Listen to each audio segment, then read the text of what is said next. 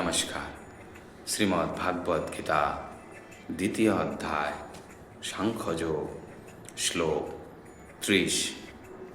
দেহি নিত্যম অবদ্ধ অয়ম দেহে সর্বস্ব ভারত তস্মাৎ সর্বাণি ভূতানি নঃ তং শচি তুমহর্ষি।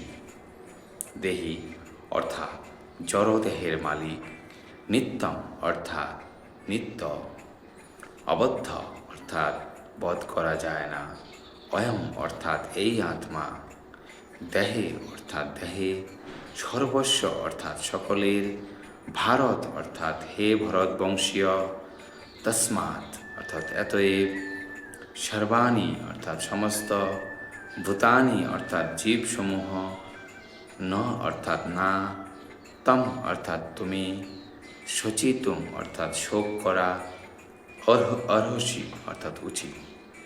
অনুবাদ: হে ভারত, দেহে অবস্থিত আত্মা সর্বদাই অবদ্ধ, অতএব কোনো জীবের জন্য তোমার শোক করা উচিত নয়। তাৎপর্য: অবিনশ্বর চিন্ময় আত্মার উপদেশমূলক প্রসঙ্গ ভগবান এখন সমাপ্ত করছেন। বিভিন্নভাবে অবিনশ্বর আত্মার বর্ণনা করে ভগবান প্রতিপন্ন করলেন যে আত্মা অমর এবং দেহ অনিত্য।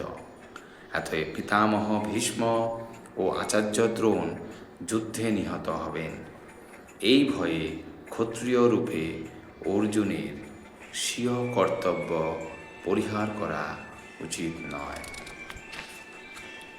ভগবান শ্রীকৃষ্ণের নির্ভরযোগ্য প্রামাণিক শিক্ষার উপর আস্থা রেখে প্রত্যেকের বিশ্বাস করতে হবে যে জড়দেহ থেকে ভিন্ন আত্মার একটি অস্তিত্ব রয়েছে।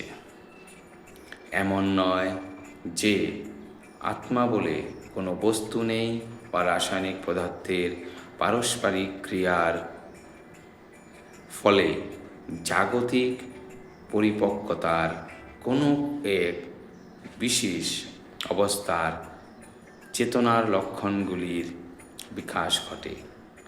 যদিও আত্মা অবিনশ্বর, কিন্তু তাই বলে হিংসাকে কখনোই প্রশ্রয় দেওয়া যাবে না। কিন্তু যুদ্ধের সময় প্রয়োজনে হিংসাকে নিরুৎসাহিত করা হয় না।